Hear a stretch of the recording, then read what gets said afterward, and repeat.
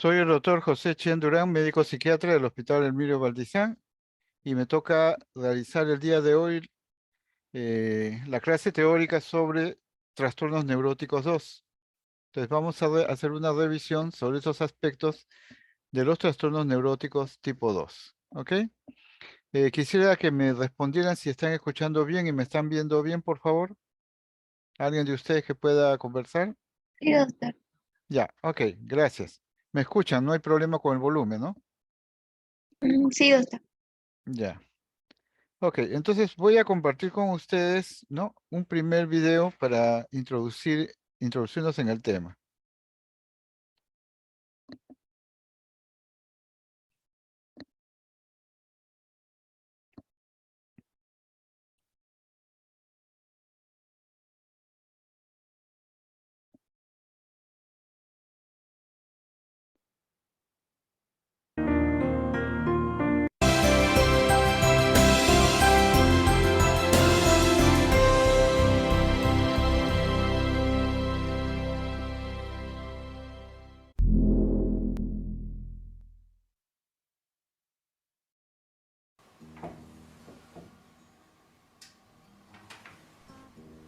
Me llamo Paula.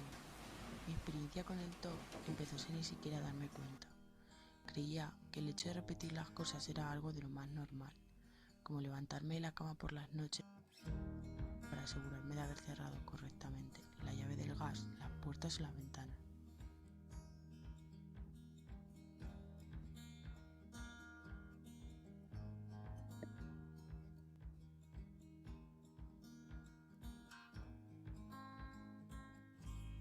Con el tiempo, mis dudas aumentaron, y esto me obligaba a quedarme despierta hasta altas horas de la noche.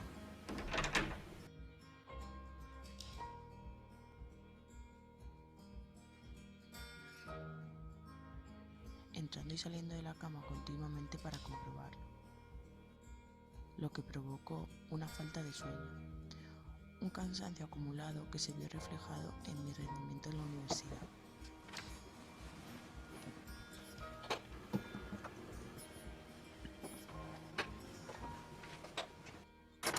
Mis padres sufren mucho al ver este comportamiento irracional que tengo y que no puedo evitar.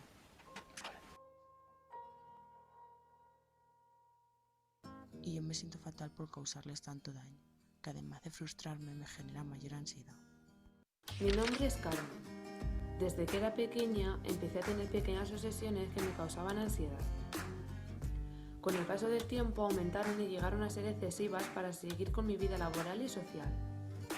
Fue entonces, durante mi adolescencia, cuando decidimos acudir a un especialista, el cual me diagnosticó un TOC relacionado con el orden y simetría. Mi trastorno consiste en paliar mi ansiedad realizando compulsiones, evitar que salgan baldosas, ordenar las cosas según determinados criterios. Soy consciente de mis obsesiones y de que mis compulsiones no son normales. Mi tratamiento actual está orientado a la terapia cognitivo-conductual. Mi nombre es Salva. He llegado a lavarme las manos hasta 80 veces al día. Esta obsesión por la limpieza me genera una angustia tan inmensa hasta llegar al límite de no poder llevar una vida normal. Me roba muchísimo tiempo y no me puedo centrar en mi vida diaria. A raíz de esto, he tenido problemas con mi pareja y he perdido muchos amigos. Incluso en una reunión o cuando iba al cine o al teatro, me entra la necesidad de salir corriendo al baño a lavarme las manos.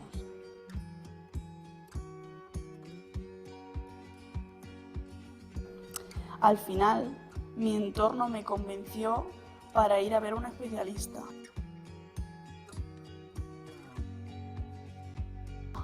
Sinceramente, ha sido lo mejor que me ha podido pasar.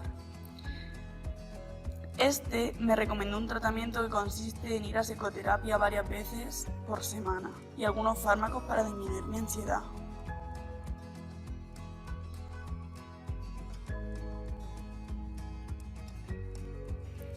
Desde entonces he notado una gran mejoría y he podido ir retomando mi vida de una manera más normal.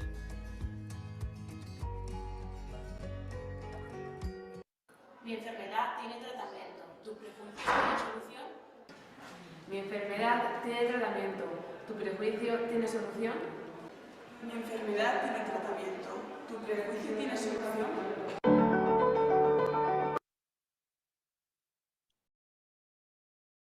Muy bien.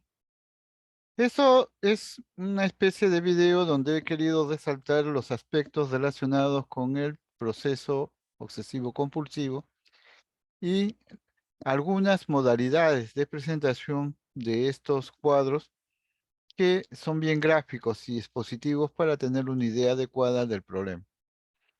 Pero cuando hablamos de trastornos neuróticos tipo 2, no solamente nos vamos a referir al trastorno obsesivo compulsivo, sino nos vamos a referir a toda una serie de procesos psicopatológicos que están precisamente asociados a alteraciones principalmente del pensamiento y de la conducta motora.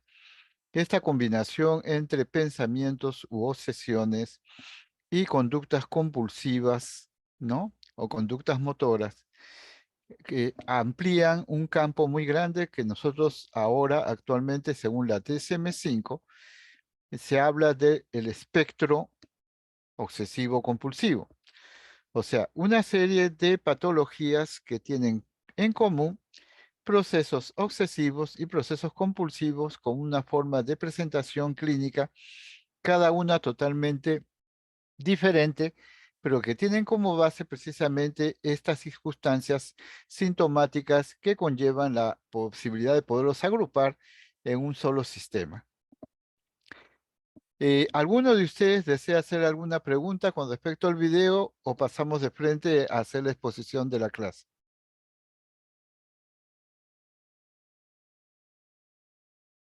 Bien, vamos a pasar entonces a compartir la exposición. Les voy a compartir a ustedes la exposición con respecto al trastorno, los trastornos neuróticos.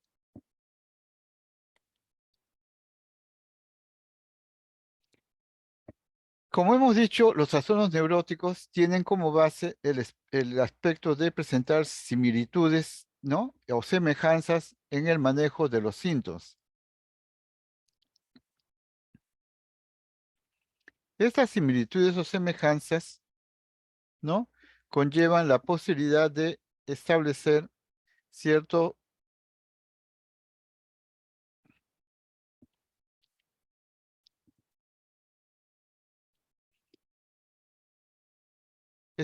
ciertos parámetros que corresponden a lo que nosotros llamamos el espectro de las obsesiones compulsivas. En torno al TOC, ¿no? Existe una serie de procesos que tienen relación precisamente con el TOC, como por ejemplo áreas de preocupación, ¿no?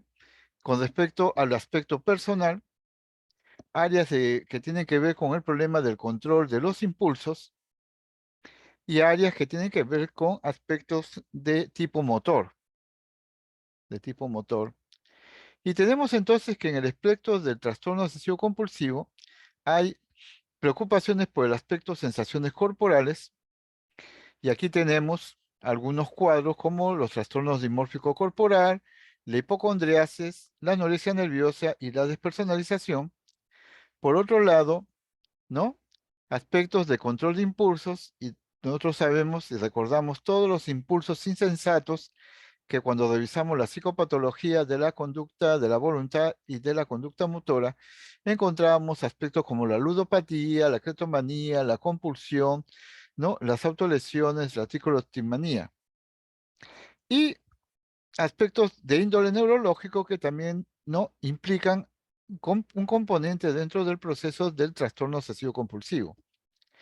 Como ustedes verán, dentro del espectro de obsesiones compulsivas tenemos que el trastorno dimórfico corporal es parte de lo que es el TOC. Tenemos el problema de la tricotilomanía, que también es parte del complejo obsesivo compulsivos, y el problema de los tics nerviosos. Vamos a hablar en primer lugar entonces del más conocido o el más caracterizado de todos los cuadros del espectro obsesivo compulsivo, que es el famoso trastorno obsesivo compulsivo. El trastorno obsesivo compulsivo es un cuadro que tiene tendencia a la cronicidad, que se sustenta principalmente en pensamientos u obsesiones. Estos pensamientos no pueden controlarse, eso es lo característico del TOC.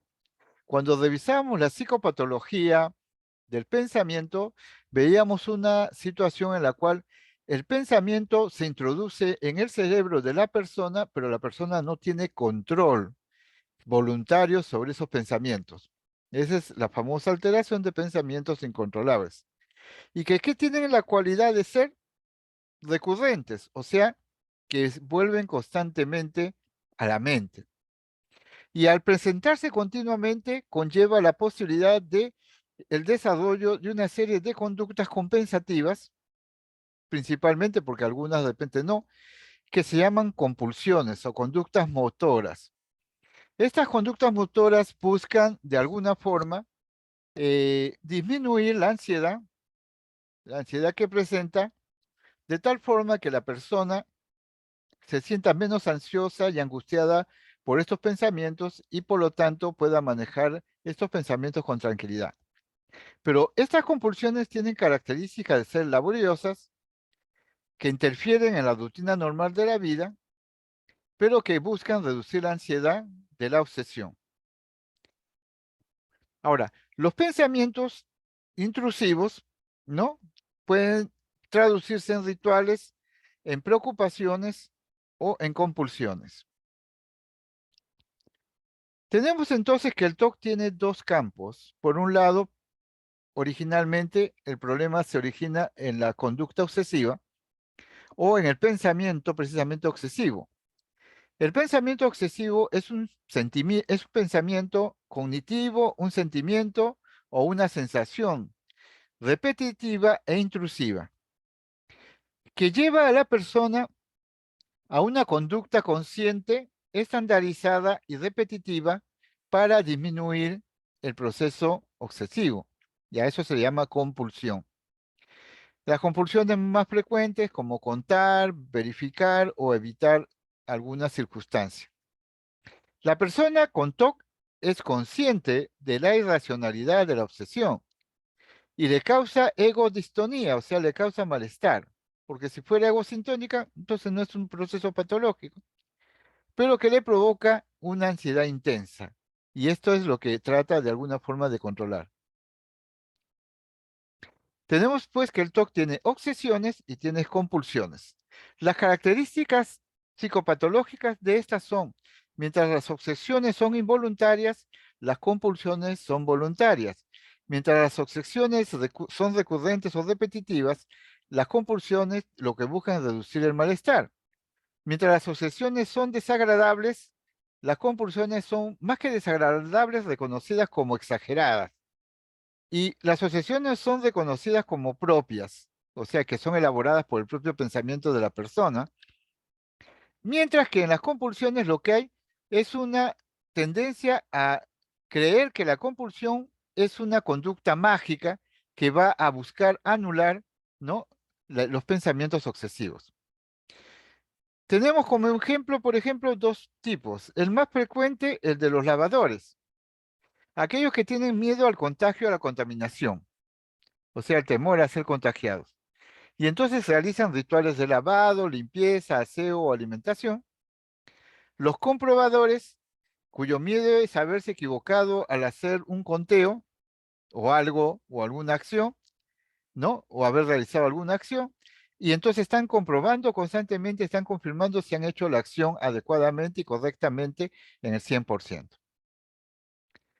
Las obsesiones, volvemos a decir, son pensamientos, impulsos o imágenes repetitivas y persistentes que se presentan en algún momento del trastorno como intrusivos e inapropiados y que causan malestar o ansiedad llamativa.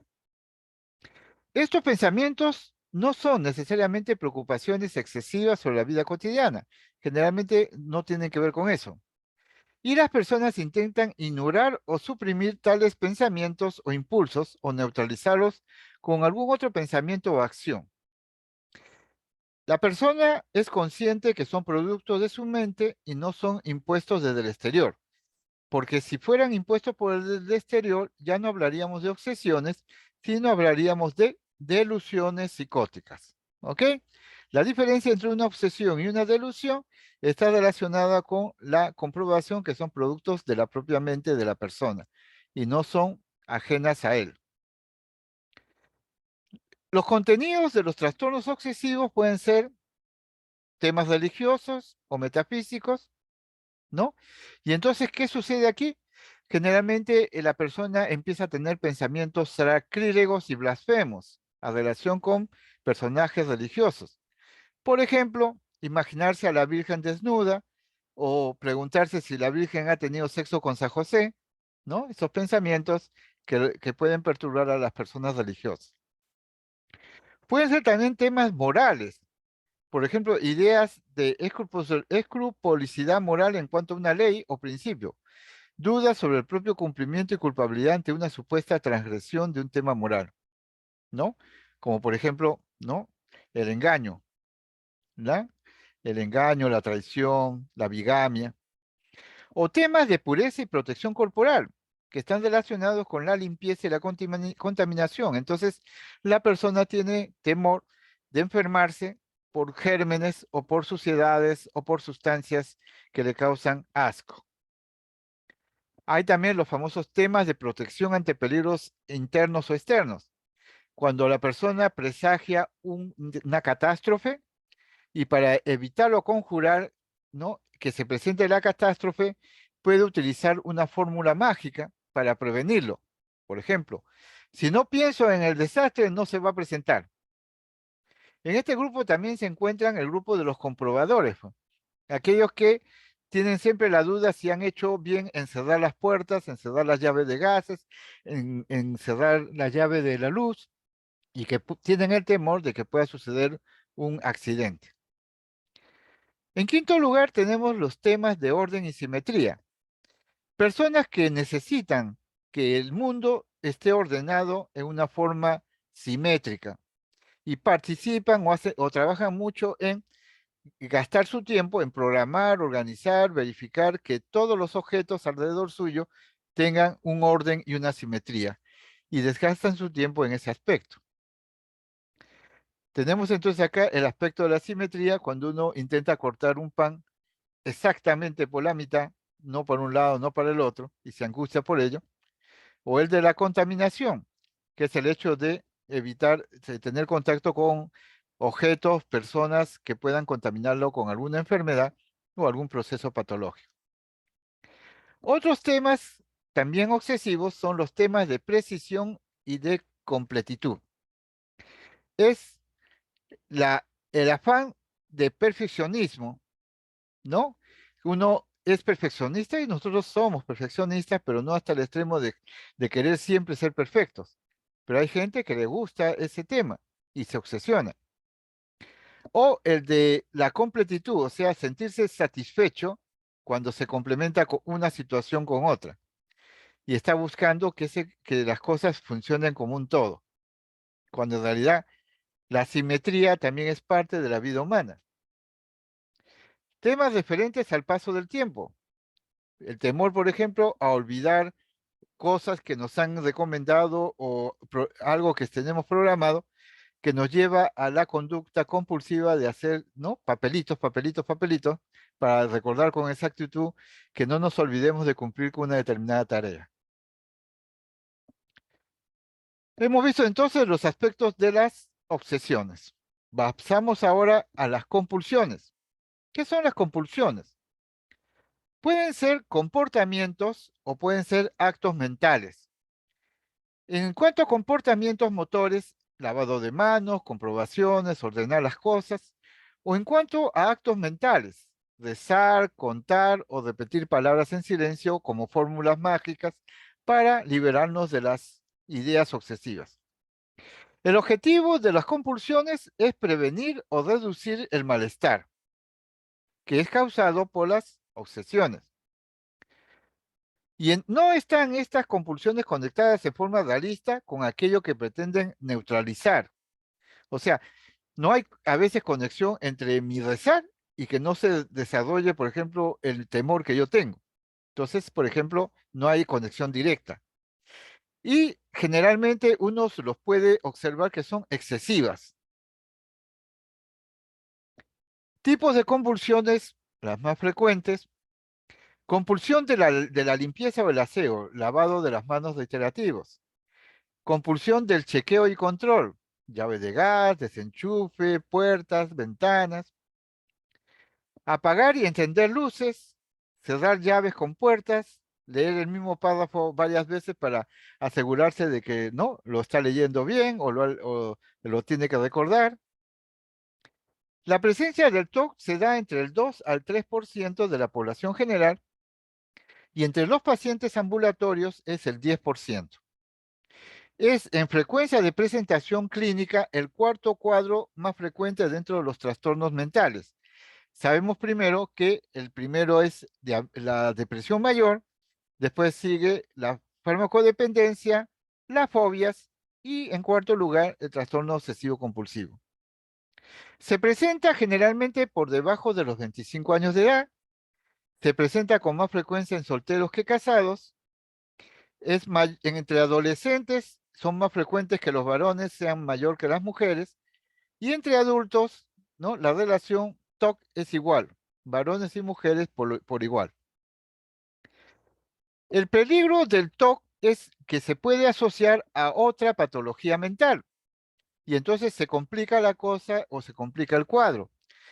Por ejemplo, es muy frecuente la relación entre TOC y depresión mayor, hasta el 67%, o TOC y fobia social, 25%, o asociación entre TOC y el síndrome de Tourette, que es el síndrome de múltiples tics, ¿no? Es una enfermedad de los tics, 5.7%. También el problema del TOC puede llevar a la persona al abuso del alcohol, a cuadros de ansiedad generalizada, a fobias específicas, a pánico, a trastornos alimentarios y trastornos de personalidad. Es importante tener en cuenta también que el TOC puede asociarse a tics en el 20 al 30%.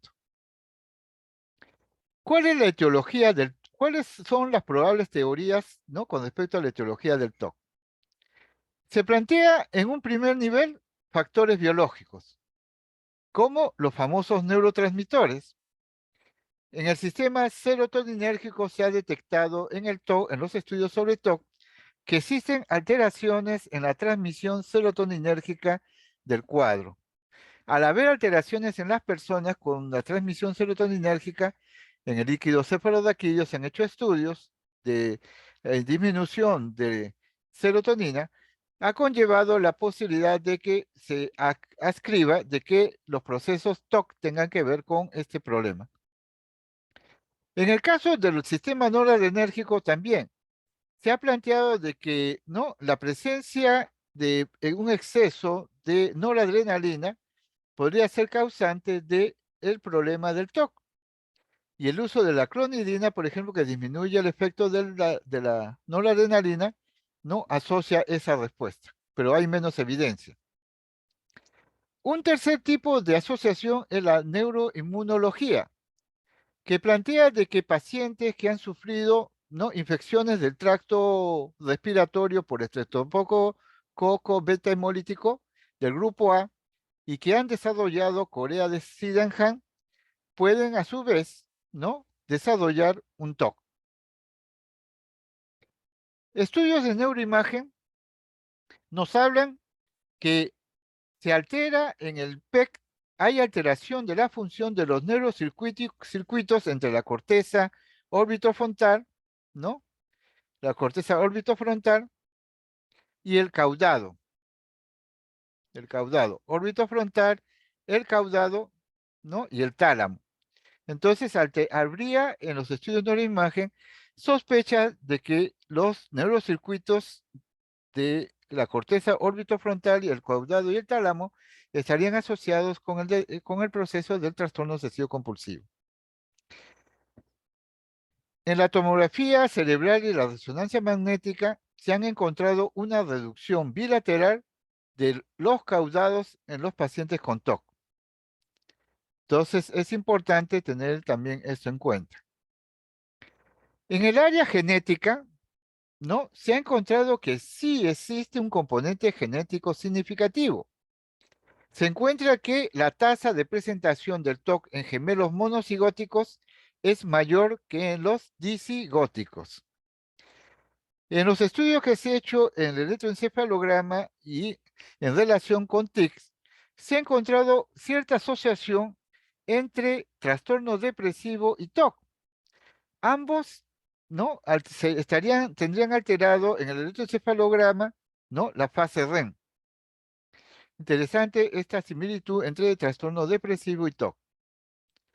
Y también el TOC tendría relación con los trastornos, ¿no? De tics. Y esto tendría un fundamento biológico con el síndrome de Tourette y los trastornos motores crónicos. Pasamos a la segunda explicación, que son los factores conductuales. Según el patrón del desarrollo de la teoría cognitivo-conductual, los factores conductuales que provocan el desarrollo del TOC estarían relacionados con el componente del aprendizaje, ¿no?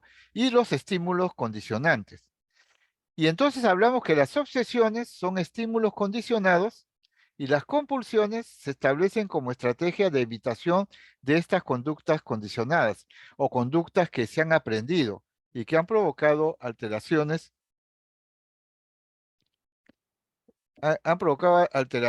¿no? De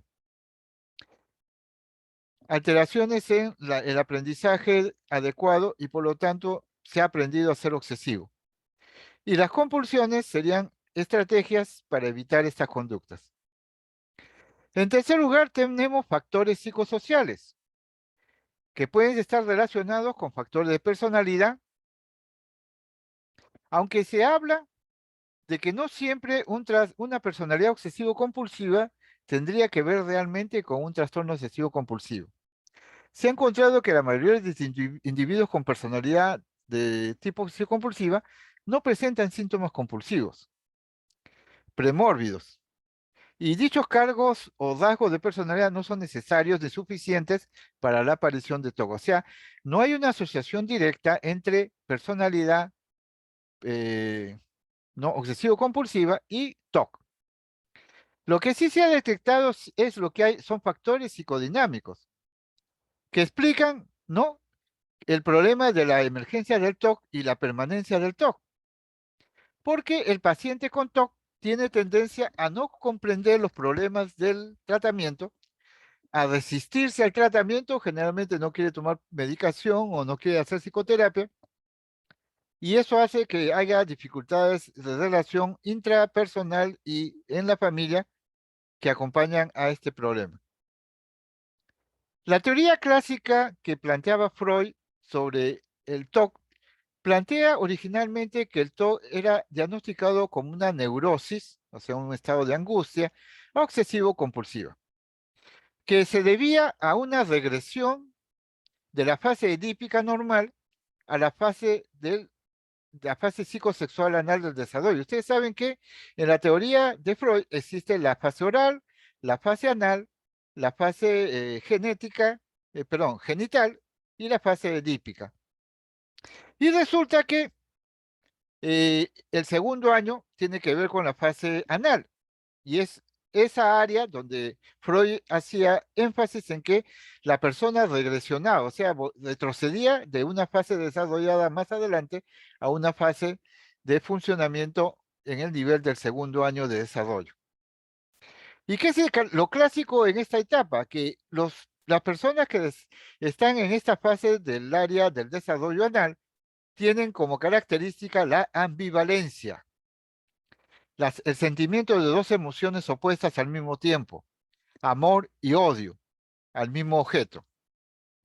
Y también el famoso pensamiento mágico, que es la idea de que con solo pensar en un acontecimiento en el mundo externo van a ocurrir cosas catastróficas, ¿no? Cosas catastróficas. Por ejemplo, si yo pienso de que el mundo va a venir un terremoto, ya, pensamiento mágico, entonces va a haber un terremoto. Y esa seguridad es un pensamiento mágico. El diagnóstico y el cuadro clínico del cuadro del TOC parte primero de una introspección buena o aceptable, o de poca introspección o ausencia de introspección. O sea, el diagnóstico y el cuadro clínico va a depender de que el paciente tenga conciencia del problema, que lo reconozca poco o que de repente no le dé importancia o tenga ausencia de esa conciencia de que él tiene un problema. Según la CI-10, la obsesión no tiene que ver con el área cognitiva y la compulsión con el acto motor. Por lo tanto, para la CI-10, el TOC es un trastorno neurótico secundario a situaciones estresantes y somatomorfas. La DSM-4 de la Asociación Psiquiátrica habla que la obsesión es un cuadro, un síntoma que genera ansiedad y la compulsión un síntoma que reduce la ansiedad. Por lo tanto, la obsesión, el trastorno obsesivo compulsivo es un trastorno de ansiedad. Sin embargo, en la DSM-5 de la Asociación Psiquiátrica Americana, ha cambiado esta situación de trastorno de ansiedad por un trastorno, un espectro de trastornos obsesivos compulsivos relacionados a determinadas características, como por ejemplo aspectos de acumulación, aspectos de escoriación, dismorfia corporal, o sea, otros síntomas más que aparte de los cuadros típicos o los síntomas típicos de obsesión y compulsión. ¿Cómo se diagnostica el trastorno obsesivo compulsivo? Como la presencia de obsesiones, compulsiones o ambas, que se presentan en el sujeto en forma intrusiva y no deseada, que el paciente intenta neutralizarlos pero no lo puede controlar, y la presencia de compulsiones o rituales para disminuir la ansiedad o finalizar la obsesión. Segundo, las obsesiones requieren tiempo y producen malestar significativo con deterioro de la vida real de la persona. O sea, no es que le altera unos minutos, unos segundos, no, le altera la vida real, social, laboral u otras. Y los síntomas no se pueden atribuir a causa médica o farmacológica. Y que el cuadro no se puede explicar por otros cuadros mentales, por ejemplo, porque hay cuadros, por ejemplo, que pueden remediar el TOC, ¿no? Y entonces esto puede confundir a veces a las personas, puede ser una depresión con rasgos TOC, una esquizofrenia con rasgos TOC, y entonces uno cree que es TOC, no, no es TOC, es una enfermedad más grave que tiene sintomatología TOC. Y esta escala es una escala para medir los síntomas y valorar la severidad de los trastornos obsesivos compulsivos, la escala de Yaley-Brown. Y al hacer las evaluaciones, ¿no? La escala tiene 7 ítems. En desacuerdo totalmente, en acuerdo totalmente y en fases intermedias. Y entonces hay una serie de ítems, afirmaciones o creencias y actitudes para ver, ¿no? cuál es la idea o el pensamiento de las personas con respecto a eso. En la escala de Yaley-Brown para medir síntomas y valorar severidad del TOC. Generalmente también es importante que se den cuenta que ustedes como médicos, que el paciente con TOC no va inicialmente primero al psiquiatra. Él no se da cuenta de que tiene el problema. Quien se da cuenta del problema es el médico que le toca atender al TOC, que va a hacerse atender en la especialidad en la cual se encuentra. Y hemos visto que determinadas especialidades reciben pacientes con estas tendencias TOC. Por ejemplo, los dermatólogos, que reciben pacientes que presentan manos agrietadas, gruesas, producto del lavado constante de las manos con aspecto eczematoide, inflamado. Y usted le pregunta, ¿y qué pasa? ¿Por qué está así sus manos? Es porque se lava constantemente y ahí es donde el dermatólogo encuentra el TOC y lo tiene que derivar. El médico de familia, cuando encuentra a un familiar que se lava excesivamente las manos o tiene conductas repetitivas o de comprobación, el oncólogo o el internista en enfermedades infecciosas, cuando viene un paciente que cree que ha estado contagiado o se ha contaminado con determinadas enfermedades virales, bacterianas, etc. Los neurólogos, cuando el paciente viene con tics, con trastorno de Tourette, con traumatismo encefalocraneano, con epilepsia, y encuentran que tienen un componente obsesivo compulsivo. Los neurocirujanos, cuando el paciente obsesivo compulsivo lleva grave y ya casi no tiene tratamiento. En los obstetras, en los cuadros en que algunas mujeres después de un parto, ¿no? Presentan, en un posparto presentan un TOC. Los pediatras, cuando los padres se preocupan por las conductas no repetitivas o en exceso de los hijos. Los cardiólogos pediátricos, cuando el paciente presenta o ha presentado una infección estreptocócica y después una corea de Sydenham y empieza a presentar síntomas obsesivos compulsivos secundarios. Los pláticos o los cirujanos, cuando hay consultas repetidas por los pacientes porque encuentran o observan rasgos alterados en su componente facial o componente corporal. Y los dentistas, cuando encuentran lesiones gingivales por excesivo cepillado dental, que es la conducta repetitiva que hace un TOC cuando tiene el problema o temor de que no se ha lavado bien los dientes.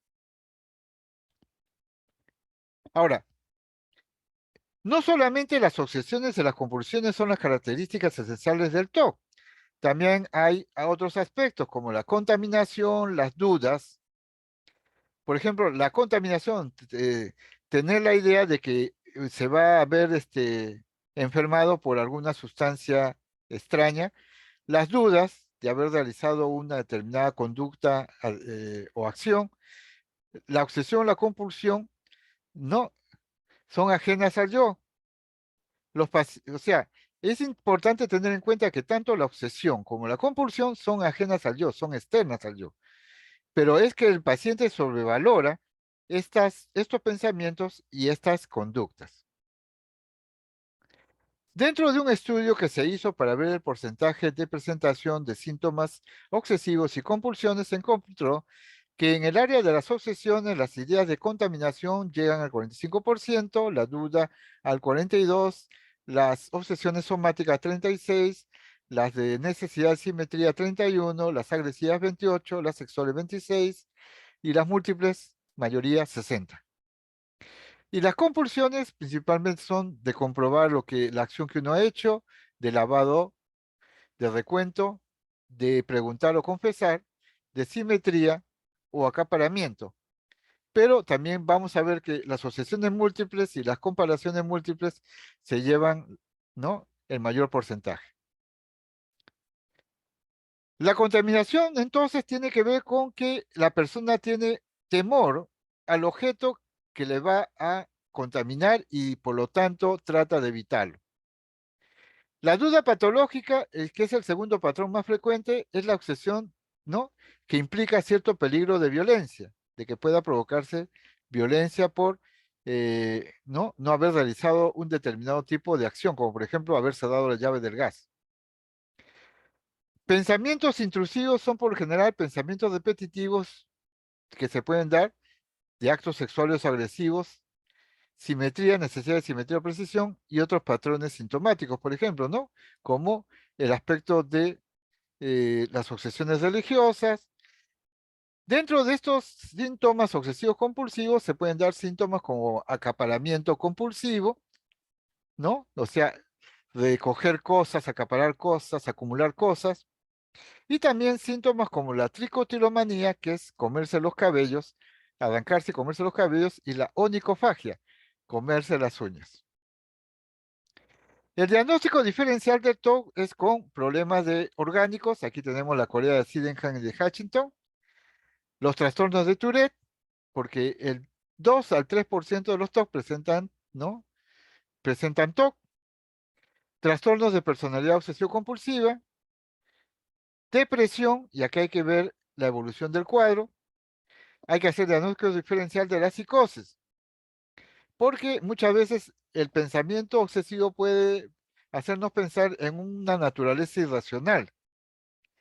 Y dos, las enfermedades psicóticas se asocian con diversos rasgos que no son característicos del TOC. Por eso es que diferenciar psicosis de TOC sí se puede hacer cuando el paciente tiene los síntomas clásicos de la psicosis.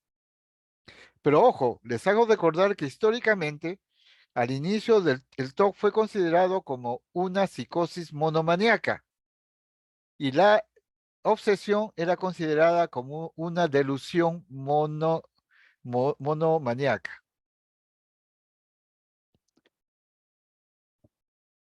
Ahora, ¿cómo diferenciamos el trastorno obsesivo compulsivo de la población general? ¿No? Porque, por ejemplo, la población general y la población clínicamente diagnosticada como TOC tienen ciertas diferencias. Por ejemplo, igualdades. Pensamientos desagradables se puede dar en ambos lados. Sentimientos de culpa puede darse en la población clínica, pero no en la población general. Sentir de que, ¿no? Lo define el problema del pensamiento, la población clínica sí, la población general no. Y la presencia, ¿no? De que se presente estos procesos a veces, ¿no? De dudas, de pensamientos desagradables, es a veces. Mientras que la población clínica es constante y continuo. Ahora, ¿qué cosas hacen que la psicosis y el TOC se parezcan? Las absurdas y carentes sentidos de las percepciones obsesivas, la génesis súbita e incomprensible y la capacidad invasiva y destructiva del cuadro. ¿Qué diferencias hay entre TOC y psicosis? La conciencia de enfermedad del TOC, la carencia de intencionalidad externa, o sea que es algo que es mío, yo lo provoco con mi pensamiento y no es provocado por cosas externas, por pensamientos externos, por gente externa. Y la lucha que establece el que tiene TOC contra sus ideas. Ahora, en la evolución del cuadro de TOC, más del 50% los síntomas aparecen súbitamente, ¿no? Generalmente se presentan después de un acontecimiento estresante y generalmente la persona recién después de 5 a 10 años es que solicitan atención psiquiátrica. O sea, no es un cuadro que sea inicialmente que lo soliciten apenas lo tienen. Por lo tanto, ese aspecto hace que la evolución sea larga, variable y fluctuante y hace que el proceso no sea tan fácil de tratar. El pronóstico, 20 al 30, un tercio de los pacientes mejora. Un tercio mejora moderadamente y un tercio no mejora. ¿Ok? Entonces, manejamos la cifra mejor así. 30%, 30%, 30%. 30% mejoran, 30% mejoran moderadamente y 30% no mejoran o se agravan. ¿Qué es lo que hace que el TOC sea de mal pronóstico? Cuando la persona cede a las ideas, cuando el cuadro se presenta en la infancia, cuando los pensamientos son extravagantes o cuando es necesario hospitalizarlo. Entonces, o cuando se está asociado a una depresión mayor, cuando hay ideas delirantes asociadas, o sea, no solamente obsesiones, sino ideas delirantes o ideas sobrevaloradas, o hay un problema de personalidad. ¿Qué hace que sea buen pronóstico, que tenga buen pronóstico un TOC? Buena adaptación social laboral, que el cuadro sea producto de un estrés agudo y que sea de naturaleza episódica los síntomas. Tratamiento. El tratamiento inicialmente farmacológico ha demostrado en muchos estudios clínicos efectividad. Los efectos farmacológicos se observan a las 4 o 6 semanas de tratamiento, el beneficio terapéutico a las 8 o 16 semanas. Muchos pacientes con TOC responden al tratamiento con antidepresivos, ¿no? Pueden recaer si abandonan el tratamiento. El tratamiento se inicia generalmente con dos productos, o con un inhibidor de recaptación de serotonina, un antidepresivo IRS o la clomipramida, para después pasar a otro tipo de tratamientos farmacológicos. Los IRS generalmente o principalmente son los que ven acá: fluoxetina, fluoxamina, paroxetina, sertralina, citalopram. Se han requerido dosis altas para efectos beneficiosos, o sea, la dosis que se usa para TOC es mucho más alta que la que se usa para el trastorno depresivo. Los efectos secundarios son transitorios, ¿no? Y por lo tanto no provocan que uno abandone el tratamiento, aunque sí son molestosos. Principalmente los asociados a los antidepresivos tricíclicos, como es la clomipramina. Los mejores resultados se obtienen con la combinación de un antidepresivo, inhibidor de la captación de serotonina y la terapia conductual. Ese es el tratamiento clásico, el que mejor resultado da.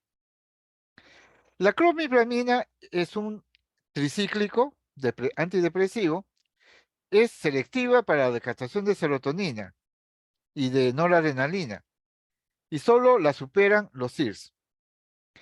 En cuanto a la clomipramina, el manejo indica que debe aumentarse la dosis tras 2 o 3 semanas para evitar efectos adversos digestivos e hipotensión que a veces se asocia. La clomipramina causa sedación y efectos anticolinérgicos como sequedad de boca y estreñimiento. Entonces hay que estar pendiente de estos síntomas para evitar que el paciente abandone el tratamiento. Los mejores resultados es la combinación de la clomipramina con terapia conductual. Otros fármacos que se usan y que potencian la clomipramina o el LIRS es el valproato, el litio o la carbamazepina. Pueden también usarse venlafaxina, pindolor y IMAOS, pero mi recomendación es que sería muy complicado meterse con estos productos. Terapia conductual es efectiva como el tratamiento farmacológico.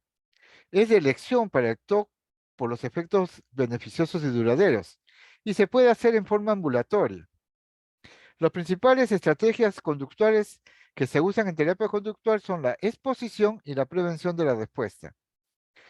Y otros que se usan son la desensibilización, el control de pensamientos, la inundación, la terapia de implosión o el condicionamiento adversivo.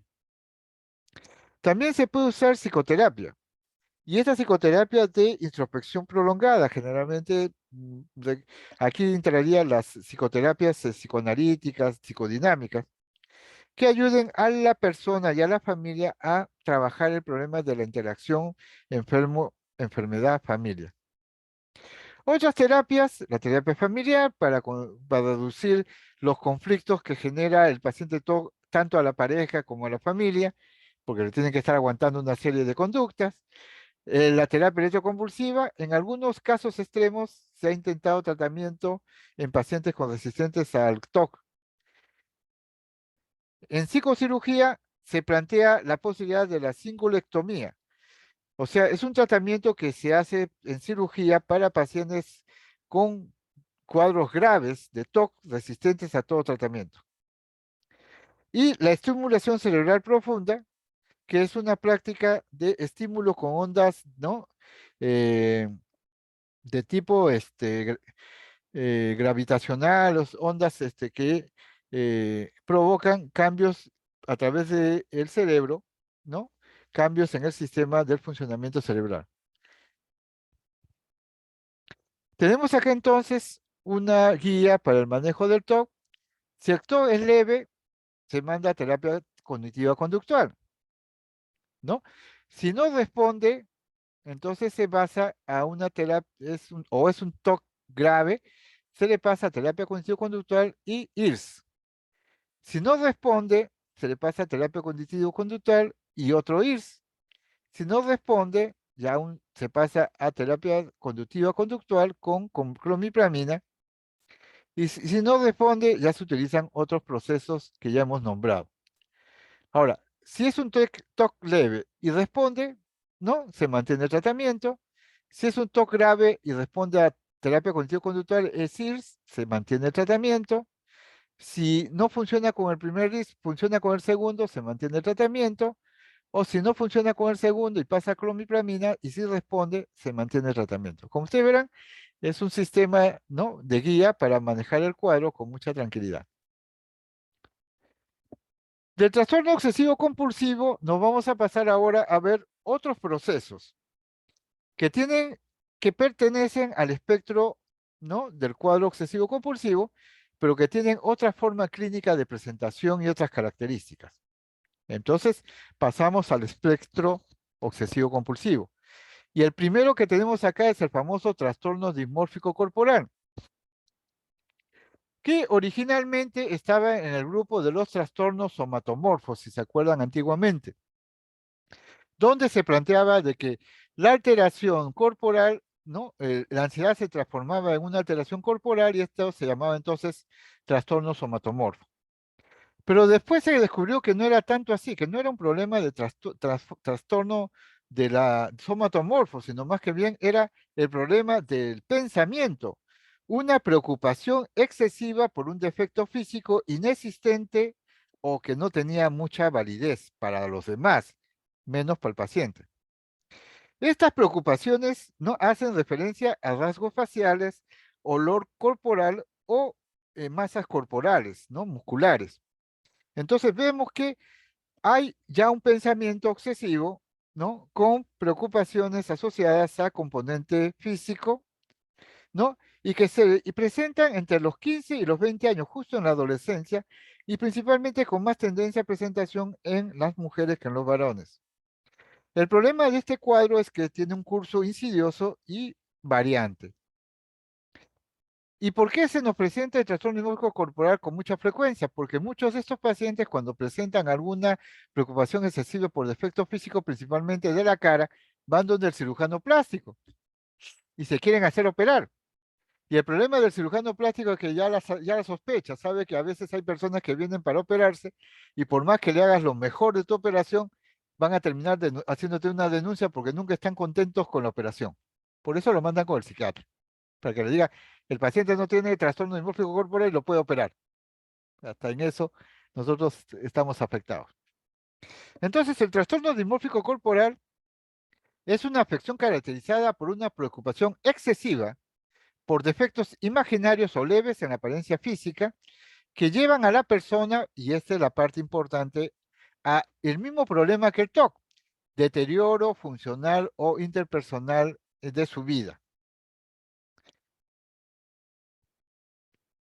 Entonces, el DSM-5 clasifica el trastorno de dismórfico corporal como un espectro de trastornos obsesivos compulsivos debido a la evidencia de que se superpone con el trastorno obsesivo compulsivo en la presentación de los síntomas, en la comorbilidad y en la respuesta al tratamiento.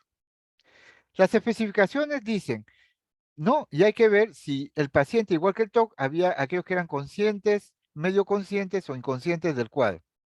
Igual, en el trastorno dismórfico corporal también hay aquellos que tienen, no tienen introspección ausente, por lo tanto pueden tener creencias delirantes o tienen otro tipo de presentación o presentan alteraciones musculares, creencia que la estructura muscular es pequeña o insuficiente.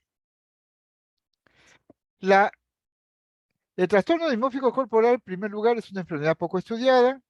Generalmente parecen más afectadas las mujeres, del 0,7 al 2,4 en la población general. Puede estar asociado con otros trastornos mentales. Se inició en la adolescencia, generalmente 15 hasta los 30 años, aunque el diagnóstico se realiza 10 años después del inicio. Los síntomas típicos son la preocupación excesiva y el comportamiento repetitivo relacionado con la creencia de que algún aspecto de su apariencia es fea o deforme. Los pacientes con este cuadro acuden a dermatólogos, cirujanos estéticos, médicos de atención primaria, en busca de procedimientos para solucionar el problema y como no lo solucionan, asocian depresión y ansiedad social.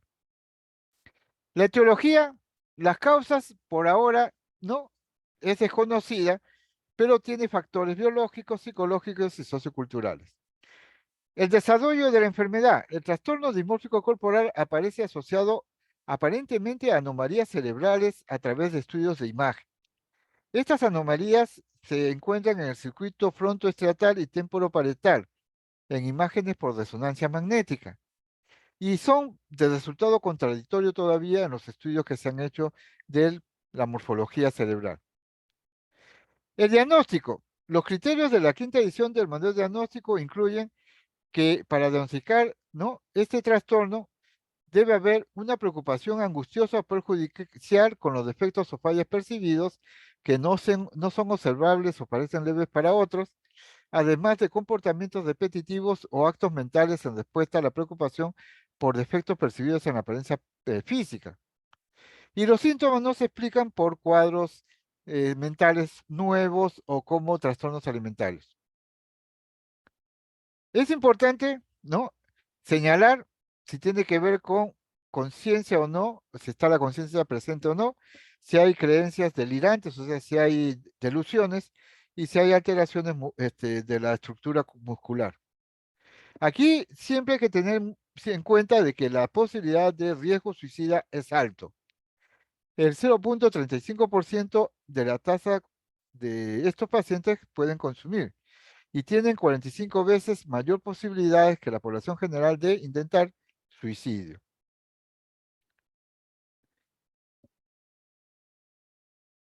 Diagnóstico diferencial del cuadro con el TOC, con la esquizofrenia. ¿Por qué? Porque en la esquizofrenia puede que no se confunda el trastorno dimórfico corporal con una alucinación, ¿no? Una presencia de alteración de la percepción, una conducta de, de percepción o un pensamiento delirante. Y también, ¿no? En esta circunstancia. Diagnóstico diferencial también con los trastornos de somatización, o sea, los trastornos que tienen que ver con alteraciones del área física. Y ahí tenemos los problemas de anorexia nerviosa o de bulimia nerviosa. ¿Se acuerdan los trastornos de alimentación? La anorexia a veces es una mujer que está como calavera, calata, sin músculos, toda, ¿cómo se llama? Como un espectro, ¿no? Como un espectro, un muerto viviente. Esa es una anorexia nerviosa y tiene que ver con trastorno de somatización. O al revés, una bulimia nerviosa, paciente sobrepeso o excesivamente engordante o que comen aceleradamente. Ahora, ¿cómo se distingue del cuadro alimentario? Por la presencia de comportamientos compulsivos, de seguridad, o sea, de control y búsqueda de tranquilidad, que no lo tiene, por ejemplo, alimentario.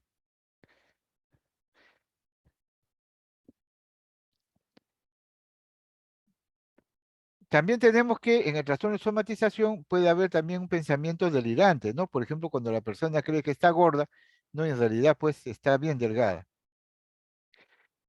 Evolución, complicación y pronóstico.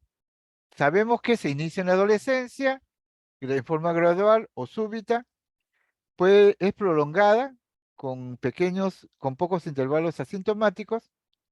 La preocupación del cuerpo generalmente se centra, ¿no? A querer cambiar esta parte del cuerpo con el paso del tiempo. Las complicaciones, ansiedad y depresión, dificultad de la relación interpersonal o social, problemas con la intimidad, problemas de calidad de vida mala, baja autoestima, vergüenza, depresión, neuroticismo, introversión, suicidio, ideación suicida, ¿no? Todos esos son elementos que van a complicar la evolución del cuadro, ¿no? Se habla, por ejemplo, de una tasa anual de suicidio de 0.35, 45 veces mayor que la población general, ¿no? Y la tasa de ideación suicida es hasta el 80% y el intento suicida hasta el 30%. O sea, es un caso que hay que observarlo bien, no lo dejen pasar así nomás. Tratamiento, psicoeducación, porque aquí hay que empezar a aliviar al paciente, primero estableciéndole bien el diagnóstico y discutir el tratamiento, que generalmente se resuelve bajo el patrón de la alianza terapéutica. El médico debe intentar disuadir al paciente en sus creencias, debe escuchar sus preocupaciones, ¿no? Y no discutir, sino intentar de alguna forma empatizar con la angustia del paciente y beneficiarlo. Entonces eso es primero psicoeducación. Segundo, terapia cognitivo-conductual. En la terapia cognitivo-conductual se debe valorar la disponibilidad, la preferencia y la motivación del paciente. En cuanto a las dosis de antidepresivos para TOC en adultos, o sea, el uso de inhibidores de captación de serotonina, como ustedes se darán cuenta, las dosis iniciales son las mismas para un cuadro depresivo, ¿no? Pero van subiendo dependiendo de la necesidad del manejo del paciente y pueden llegar a dosis bastante fuertes. Por ejemplo, miren, 200 miligramos de sertralina son más o menos 4 tabletas. Parocetina, 60 miligramos 3, fluvoxamina 3 y así, o sea, entre 3 o 4 tabletas al día, cuando normalmente para una depresión 1 y 2, para un TOC 3 o 4, ¿no? Pero para el cuadro de esta alteración, ¿no? Corporal, también es casi 4, lo máximo que se pueda hasta 4. Otro problema que tiene que ver con el espectro obsesivo compulsivo es el famoso cuadro de trastorno de acumulación. Ustedes verán esta imagen, ¿no? Una persona que le gusta coleccionar todo lo que pueda coleccionar y vuelve su casa, ¿no? Un almacén de cosas, muchas veces cosas que no tienen valor o cosas que pueden resultar graves para su salud física mental. Es el famoso trastorno de acumulación o el acaparamiento compulsivo. Es poco frecuente, pero provoca discapacidad porque altera las funciones físicas y el medio ambiente donde vive el paciente. Se caracteriza este trastorno de acumulación por la adquisición de cosas consideradas de poco valor y que provocan una acumulación de basura en la casa.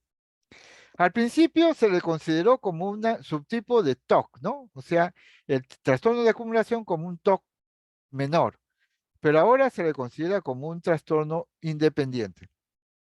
¿Y cuál es el impulso? Es el temor obsesivo a perder objetos importantes que la persona piensa que podría serle útil en algún momento.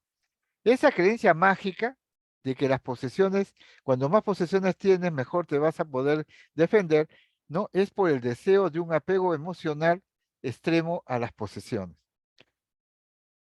Epidemiología, 2 a 5% de la población lo presenta, puede llegar a prevalecer hasta el 14%, es igual en hombres y mujeres, y más en solteros, está asociado con ansiedad, retraimiento social y rasgos de personalidad dependiente, está asociado a 30% con TOC, o sea, 30% de los TOC presentan acaparamiento, además, está asociado a la compra compulsiva, pero el 20% de acaparadores no son compradores compulsivos, pero aquellos que son compradores compulsivos pueden tener también trastorno de acumulación.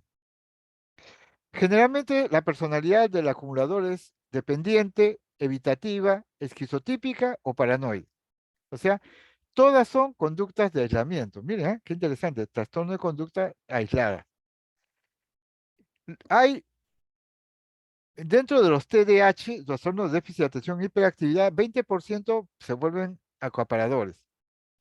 Dentro de los esquizofrénicos y los dementes, 20%. Dentro de los trastornos alimentarios, depresión y alcoholismo también, ¿no? Se puede asociar la comorbilidad.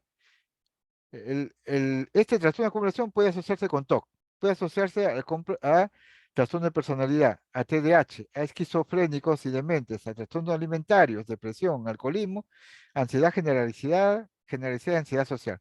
O sea, con todas las patologías mentales. La etiología. No se conoce la etiología, pero se habla de un aspecto hereditario, porque 80% de los acaparadores tienen un familiar de primer grado acaparador.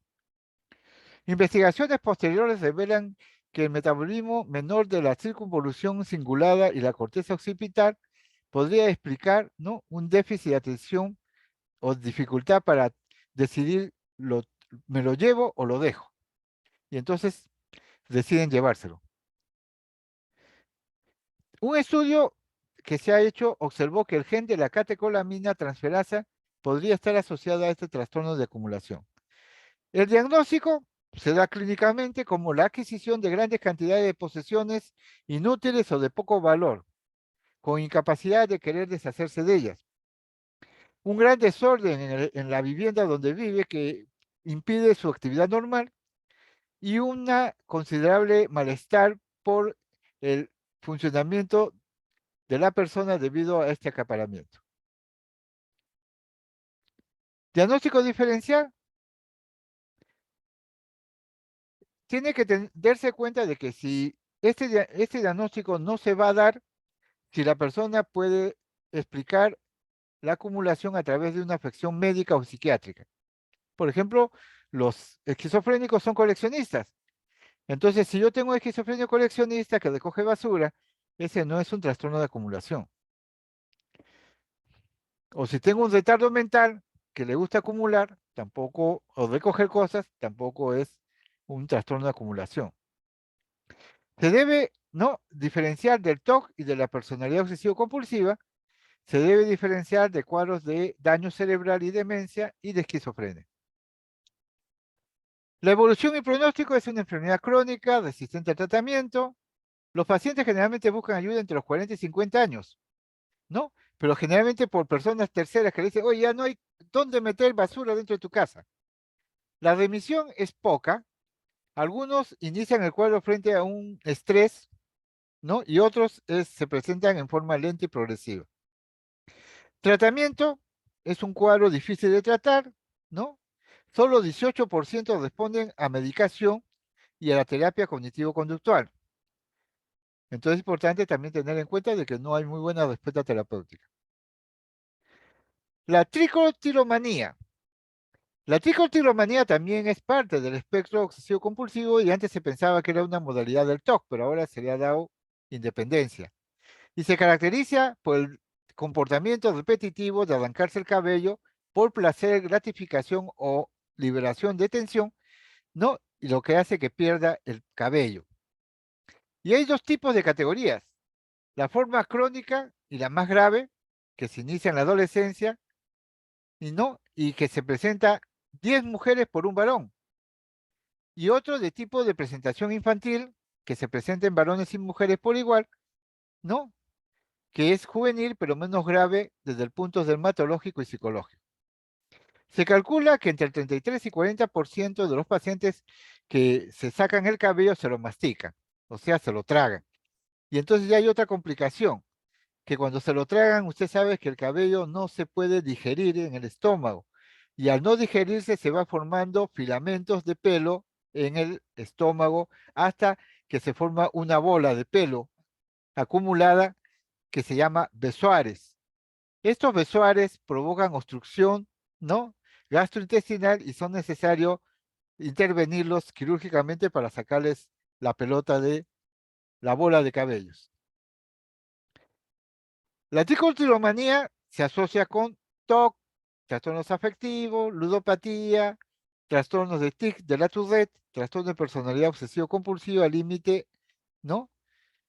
Y límite, cleptomanía y otros problemas de control de impulso. La etiología de la tricotilomanía es multidiverso. Generalmente se presenta asociado a situaciones de estrés en uno de cada 4. Tiene que ver mucho con alteraciones en la relación madre-hijo. Temor, la tricotilomanía es el temor a quedarse solo o a tener pérdidas de objetos. Esto genera generalmente la posibilidad de que el paciente pueda convertirse en alcohólico o farmacodependiente. Hay antecedentes familiares de TIC, problemas de control de impulsos y trastornos obsesivo-compulsivos, ¿no? Y se ha hallado relación con disminución del volumen del putamen y las áreas lenticulares izquierdas del cerebro. Hay también, y se está haciendo un estudio sobre la relación entre la tricotilomanía y el polimorfismo del gen receptor de la serotonina. Diagnóstico y cuadro clínico, los criterios indican que la tricotilomanía exige que la acción de arrancarse el cabello llegue a una alopecia. Dos tipos de trastorno, arrancamiento focalizado o el automático. La mayoría presenta los dos tipos. La tricofagia puede seguir al arrancamiento con complicaciones de besoares, de nutrición y obstrucción intestinal. Diagnóstico diferencial de tricotilomanía, volvemos el TOC, el trastorno facticio y el trastorno estereotipado. Pronóstico y evolución. De edad de inicio en adolescencia antes de los 17 años, de inicio temprano antes de los 6 años, que tiende a remitir, esos tienen mejor pronóstico. Inicios tardíos después de 13 años son crónicos. Tratamiento, se puede usar IRS, o sea, inhibidores de captación de serotonina, pimosida, fluoxamida, citalopram, venlafaxina, naltrexona, litio. Se usa también para este tratamiento biorretroalimentadores, o sea, aparatos que te ayuden a controlar esa respuesta de querer arrancarse el cabello, terapias introspectivas, hipnosis y conductuales. El quinto cuadro que también vamos a ver en cuadros del espectro obsesivo compulsivo son los trastornos de escoriación. Se caracteriza por el rascado compulsivo y repetitivo de la piel y puede presentar afección tisular grave y requerir tratamiento dermatológico. Son personas en las cuales lo que uno encuentra es esa conducta repetitiva de estarse rascando la piel continuamente, como si tuviera rascarrasca. Prevalencia del 1 al 5% de población general y 12% en dermatología. Más frecuente en mujeres. Está asociado a TOC, tricotilomanía, dependencia a drogas, depresión mayor, trastornos de ansiedad y trastorno límite de personalidad. La etiología se desconoce. Existen varias teorías. La teoría de la ira reprimida contra padres autoritarios, donde el hijo no puede reaccionar ante el padre y se autolesiona. 2, el estrés. Cuando uno está estresado tiene tendencia a rascarse. Y el 3, el autoerotismo, que ese cosquilleo y rascado resulta siendo agradable y uno lo quiera repetir. Autoerotismo. Diagnóstico: el rascado recurrente y con lesiones de piel. Malestar clínicamente que provoca deterioro y que no se debe a enfermedades o sustancias. Ahora, ¿cuál es el lugar más frecuente de rascado? Es el rostro. Pero también pueden ser las piernas, los brazos, el torso, las manos, las cutículas, los dedos y el cuero cabelludo. Diagnóstico diferencial con un cuadro médico o psicológico, que puede ser psoriasis, eczema, diabetes, hepatopatías, uropatías, linfoma o cáncer de Hodgkin, policitemia vera, lupus. El síndrome de Prader-Willis también, el TOC comórbido, el trastorno dismórfico corporal, ¿no? El cuadro es inducido por sustancias. Evolución y pronóstico. Entre los 30 y 45 años se inicia el rascado, o sea, se inicia bastante tarde. Los síntomas fluctúan a lo largo de la vida y 44% de mujeres lo asocian a su ciclo menstrual. Tratamiento: más difícil de tratar. La mayoría generalmente no busca tratamiento. Se usa inhibidor de captación de serotonina, naltrexona, lamotrigina y terapia cognitivo-conductual. Muy bien. Hemos entonces hecho una revisión de los trastornos neuróticos de segunda fase o del grupo 2. Y hemos revisado los trastornos obsesivo-compulsivo, el trastorno dismórfico corporal, el trastorno de acumulación, el trastorno de rascado, la tricotilomanía, etcétera, etcétera, etcétera. Ahora vamos a hablar de otro tema que es interesante, que tiene que ver ya no necesariamente con estas conductas o pensamientos asociados a pensamientos y conductas obsesivas, sino trastornos relacionados con conductas motoras, principalmente con un componente aparentemente disruptivo, conductual, motor. Y entonces vamos a hablar del grupo de los trastornos disruptivos del control de impulsos y de la conducta. En este grupo hay 5 enfermedades que conforman este grupo de categoría. 2 de ellas que se presentan en la infancia y 3 que se presentan en la adultez. Los 2 primeras son el trastorno negativista desafiante y el trastorno de conducta que se presenta en la infancia, y las otras 3 son el trastorno explosivo intermitente, la cleptomanía y la piromanía. Lo característico es la dificultad para que la persona se resista al impulso de hacer, de hacer la acción, ¿no? A pesar que se da cuenta que es perjudicial.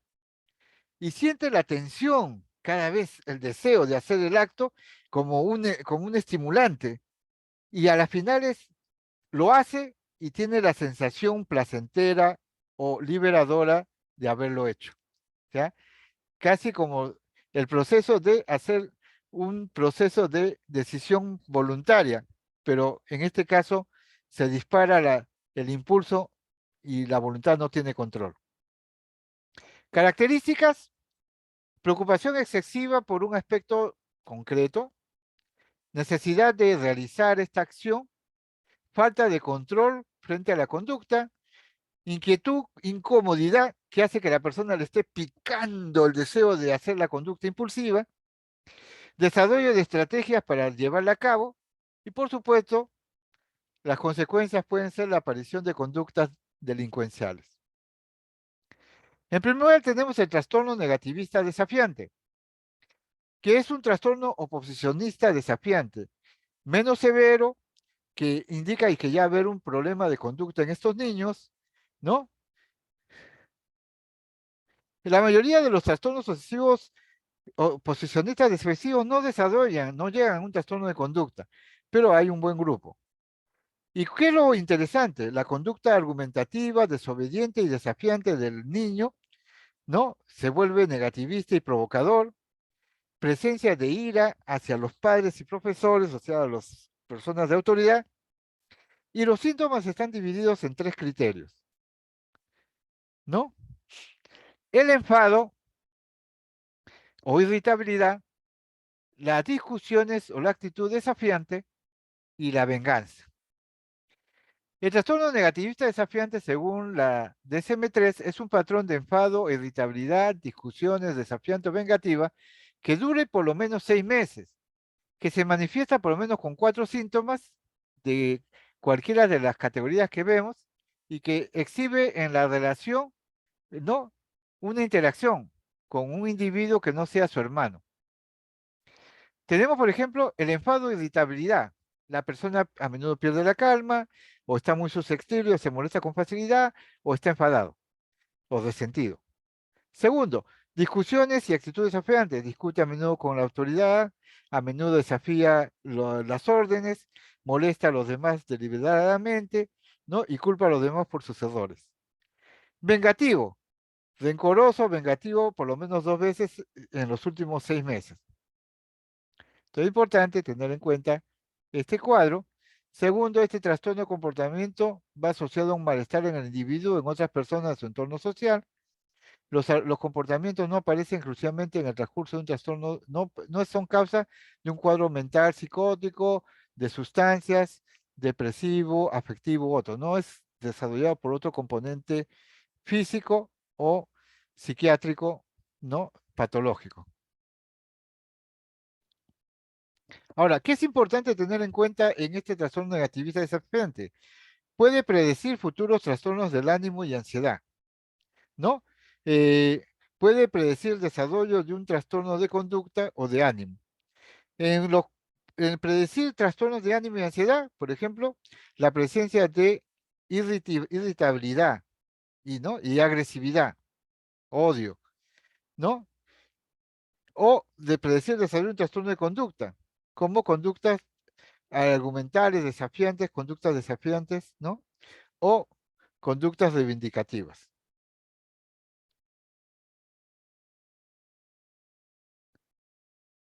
¿Qué es lo que vamos a encontrar?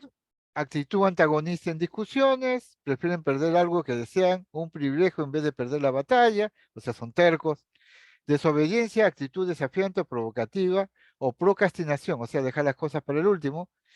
Padres, profesores exhaustos, frustrados y molestos, y como resultado, ¿no? Ser muy punitivos o pueden ser muy relajados. La etiología. Hay diferentes modelos psicosociales que hablan sobre la etiología de este cuadro oposicionista. En general, lo común es la interacción negativa entre padres y niños en medio de una estructura disciplinaria inconsistente. O sea, el problema es que los padres no establecen una conducta disciplinaria consistente para que logren controlar al niño y el niño entonces hace lo que le da la gana porque se da cuenta de que los padres no pueden controlarlo. Y entonces la oposición se refuerza cuando los padres no tienen control. ¿Y a qué se debe estos problemas de no disciplina en casa? Puede ser problemas de pareja, causa-efecto, factores genéticos, neurobiológicos, temperamentales, pobreza y disfunción familiar, abuso infantil o la presencia de un padre con enfermedad mental. Algunos niños en curso y pronóstico desarrollan, ¿no?, problemas de trastorno de conducta, pero no la mayoría. En un seguimiento a niños de 7 a 12 años, ¿no?, para ver los factores de riesgo, se encontró que habían ciertos factores de riesgo que podían hacer que las personas provocaran, ¿no?, un trastorno oposicionista. La pobreza, que la madre sea muy joven y con primer hijo, el consumo de sustancias por los padres, disciplina no constante y poca supervisión. ¿Cuál es el curso y pronóstico del trastorno oposicionista desafiante? Poco desarrollo intelectual, conductas de agresión física y resistencia disciplinaria a los padres. O sea, no les hace caso a los padres. Para su diagnóstico y evaluación, se debe hacer una evaluación psiquiátrica al niño o a la familia para descartar otras posibilidades, otras enfermedades mentales. Los síntomas de este cuadro suelen ser referidos por los cuidadores, ¿no? Algunas conductas pueden aparecer dentro del desarrollo, pero el criterio del tiempo ayuda a dirigir el diagnóstico. Puede haber elementos que puedan, ¿no? Ser diferenciados. O sea, estos son elementos de evaluación y también hay diagnóstico diferencial. El diagnóstico diferencial para trastornos oposicionistas son los trastornos de ansiedad por separación, el trastorno de pánico, el TOC, ¿no? Que pueden ser enfermedades que tengan conductas semejantes. Evaluación y diagnóstico diferencial. Clave para el diagnóstico, el patrón que se mantenga por años. Si es episódico, que pueda provocar un trastorno afectivo, psicótico o adaptativo. Y hay que diferenciar si es porque tiene, con respecto a un TDAH, si tiene inatención e impulsividad. Ahora, el problema con estos pacientes que va a afectar, ¿no? Este cuadro va a afectar principalmente al niño en el colegio. Le va a provocar discapacidad intelectual, retardo mental, trastorno de comunicación y desarrollo y problemas de aprendizaje. El segundo tipo de cuadro, ¿no? De gravedad en la infancia es el trastorno de conducta en niños y adolescentes, en que el niño ya viola las normas de la sociedad o los derechos del resto. Hay tres tipos de acuerdo a la edad, ¿no? De trastorno de conducta y consecuencias a largo plazo. ¿Por qué? El niño pierde el interés por el colegio, bajo rendimiento escolar, desempleo, embarazo precoz o infecciones de enfermedad de transmisión sexual, porque no cuidan, daño físico, peleas porque se vuelven callejeros o peleadores, secuela por consumo de farmacodependencia o conductas suicidas. Los trastornos de conductas es un patrón repetitivo y persistente de comportamiento en el que no se respetan los derechos de las personas básicas. Agresión a personas y animales, destrucción de propiedad, engaño, robo, incumplimiento de normas, y que no tiene que ver a patología mental de otro tipo, ¿no? Ahora, es importante tener en cuenta que puede haber un componente hereditario. Si hay un componente hereditario, el curso es más severo y con mayor riesgo de conducta psicopática. Y entonces la persona puede presentar falta de empatía, no remordimientos, bajo afecto, conductas manipulatorias, engaño o grandiosidad. Epidemiológicamente, los trastornos de conducta, la prevalencia del 2 al 10% de niños adolescentes en Estados Unidos, en hombres y mujeres es 3 a 4 veces más frecuente en hombres que en mujeres. Por lo tanto, se ha visto también que los hombres cometen más crímenes que las mujeres de 8 a 1, en la relación 8 a 1. ¿Cuáles son las características comunes psicológicas de estos niños? Generalmente tienen déficit de atención, baja frustración, baja tolerancia a la frustración, impulsividad, ¿no? Dificultades para el aprendizaje, ¿no? Sentimientos o afecciones negativas, irritabilidad, eh, agresividad, baja autoestima, eh, pensamientos desvalorizantes, déficits emocionales, ¿no? Entonces, todo para la baja. Ahora, ¿se pueden asociar? Sí. Los trastornos de conducta pueden ir hasta 50% con TDAH, con trastorno de estrés postraumático, con trastorno disociativo, con cuadros de hipervigilancia, irritabilidad y flashback, con problemas de aprendizaje, con depresión o trastorno bipolar, con ansiedad y otros trastornos del ánimo, o con consumo de drogas y agresividad, suicidio y deserción escolar. Entonces tenemos que los problemas de la base de la pirámide de desarrollo de los problemas de conducta son el oposicional, el trastorno de conducta intermedio y el trastorno de conducta avanzado. Miren, fíjense bien, miren, en el trastorno oposicional lo que hay es rabieta, desafío, culpa y cólera, irritabilidad, ¿no? Y molestias a otros. con argumento. En el trastorno de conducta intermedio ya hay uso de armas, peleas, hiere animales, amenaza, miente, destruye e incendia. Y en el trastorno de conducta avanzado ya hay violación, asaltos, crueldad, robos, abandono del hogar, allanamiento y fuga.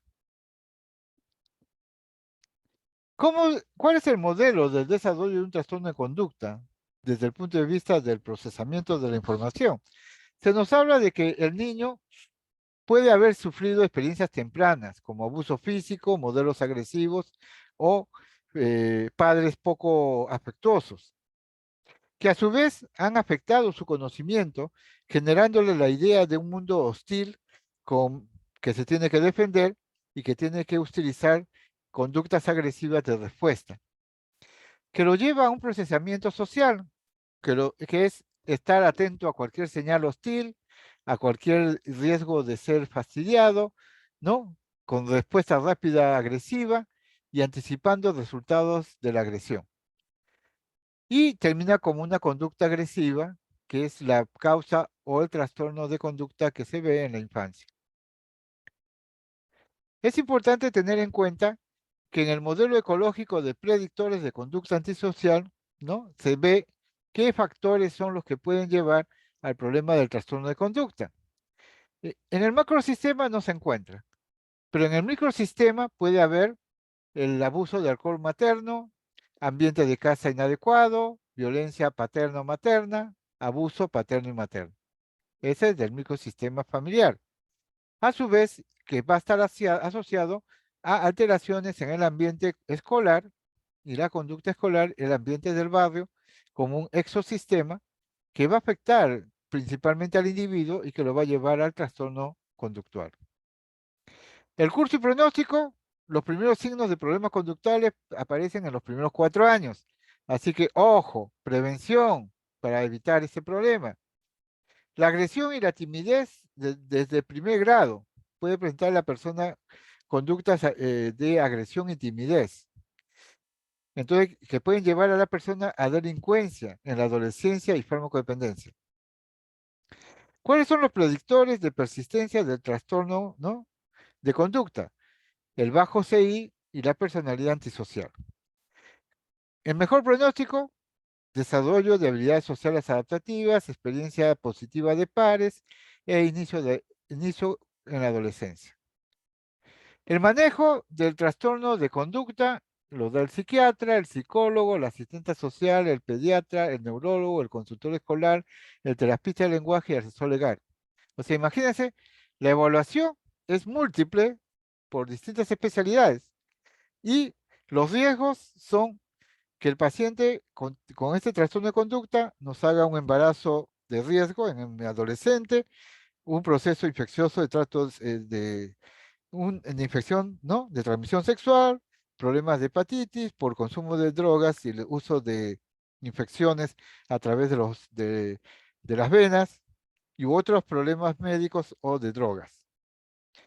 El diagnóstico diferencial del trastorno de conducta es con un trastorno bipolar, con psicosis, con trastorno explosivo intermitente o con psicopatía. Tratamiento. El tratamiento es multimodal. Intervenciones familiares, intervenciones comunales, intervenciones individuales, intervenciones medicamentosas. Para la promoción y prevención del cuadro, educación y consejería previa, prevención y detección de factores de riesgo, fomentar vida saludable y creación de entornos saludables en la familia y en la escuela. El tratamiento puede ser, ¿no? Psicoterapéutico puede ser individual, grupal o familiar. En la terapia, lo que se busca en el entrenamiento grupal es la modificación de conducta. En la terapia familiar, lo que se busca es el enfoque sistémico, la presencia de programas de castigos y recompensas y establecer límites y reglas. Y en la terapia individual, lo que se puede trabajar es autoestima, habilidades, autocontrol y manejo de emociones y problemas. Entonces hemos visto los dos tipos de trastornos más frecuentes, ¿no? Pérdida de control conductual en pacientes y de la infancia. Ahora vamos a ver este problema, pero ya en adultos. Y este nos corresponde a nosotros. Trastornos explosivos intermitentes. Son episodios de pérdida de control, ¿no? Con impulsos agresivos, donde la agresividad es mayor al factor desencadenante, ¿no? Este trastorno explosivo intermitente, por ejemplo, es el tipo clásico del que hemos visto, ¿no? Con este pata, abogado, que sacó su arma y empezó a disparar y a disparar diestra y siniestra, romper el carro de su vecino, ¿no? Y querer matarlo. Ese podríamos calificarlo clásicamente como un diagnóstico de trastorno explosivo intermitente. No, pero en el caso de este es que no hay, por ejemplo, el arrepentimiento o remordimiento después de cada episodio. No hemos visto, en el caso de este pata, abogado, que se haya arrepentido de haberlo hecho. Ahora, común, más en varones que en mujeres, más en parientes de primer grado que en población general, y se asocia a piromanía, o sea, el deseo de jugar con fuego, farmacodependencia, el pata alcohólico, cambios de humor, ansiedad y problemas alimentarios. Bonito, ¿no? Bonito ver esto aquí, que tenemos problemas sociales, ¿eh? Bien, que tenemos que ver. El trastorno explosivo intermitente es un trastorno de control de impulsos caracterizado por arrebatos verbales o físicos repetitivos, desproporcionados al factor precipitante, con resultados de angustia subjetiva o deterioro de funcionamiento social. Es una afección hereditaria que aparece más comúnmente en hombres que en mujeres y en adultos menores de 35 o 40 años. Acá tendríamos que ver si los policías que empezaron a disparar también en un barrio, después de estar tomando licor, tengan este problema. ¿Cuáles son las complicaciones? El deterioro psicosocial grave, disminución de la calidad de vida, asociación con el abuso de sustancias o problemas mentales y tendencia a riesgo de autolesión. ¿Qué factores tienen que ver con el trastorno explosivo intermitente? Factores psicodinámicos. Cuando la persona se defiende ante acontecimientos que afectan su imagen narcisista, ¿no? Las crisis de rabia funcionan como una especie de separación interpersonal que lo protege de que esté dañando su imagen personal. Factores psicosociales, hombres físicamente grandes que tienen pobre sentido de identidad masculina, sentimientos de inutilidad o impotencia o de incapacidad de cambiar el medio donde vive, ¿no? Porque ellos proceden probablemente de grupos de violencia física, de violencia social física, con ansiedad, culpa y depresión, o sea, son personas que vienen de medios sociales violentos, entornos de desarrollo infantil desfavorable, y frustración, opresión y hostilidad. Factores biológicos. Pueden ser trastornos en el sistema límbico, en las neuronas de inhibición conductual, ¿no? Y en niveles bajos de serotonina y altos de testosterona, porque se relaciona los niveles altos de testosterona con agresividad y violencia. Factores familiares y genéticos. Los parientes de primer grado de los pacientes con trastorno explosivo intermitente tienen mayor nivel de trastorno de control de impulsos, mayor depresión y mayor farmacodependencia. Y los familiares biológicos de pacientes con el trastorno tienen más posibilidades de conductas de historia de explosiones de mal genio en la población general. Patogénesis. No, los mecanismos psicológicos que contribuyen al desarrollo de este trastorno incluyen un alto grado de impulsos agresivos, ¿no? Orientadas a dañar las relaciones sociales. Son arrebatos agresivos impulsivos por atribución hostil, o sea que piensan que las personas son hostiles para ellos, con problema de manejar la ira frente a la frustración, ¿no? Las habilidades emocionales, dificultad para presentar mecanismos de defensa maduros, ¿no? De autocontrol.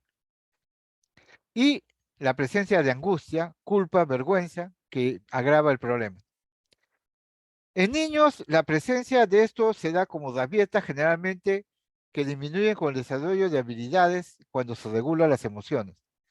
Los arrebatos de ira pueden persistir a lo largo del desarrollo de los niños y manifestarse posteriormente como problemas de control del ánimo, de Tourette o dentro del patrón autista. Criterios diagnósticos. Primero, que ocurre en personas mayores iguales a 6 años a nivel de salud equivalente. Patrón de comportamiento repetitivo que implica falta de control de los impulsos agresivos. Puede haber agresión verbal, agresión física, ¿no? O 3 arrebatos de comportamiento físicamente agresivo en menos de 12 meses, que puede implicar daño, destrucción de la propiedad o lesiones físicas a animales o personas. Los arrebatos son espontáneos, o sea, no hay premeditación, basados en la ira y desproporcionados. El malestar puede provocar malestar subjetivo, deterioro social o psicosocial, ¿no? O aspectos financieros ilegales, generalmente juicios.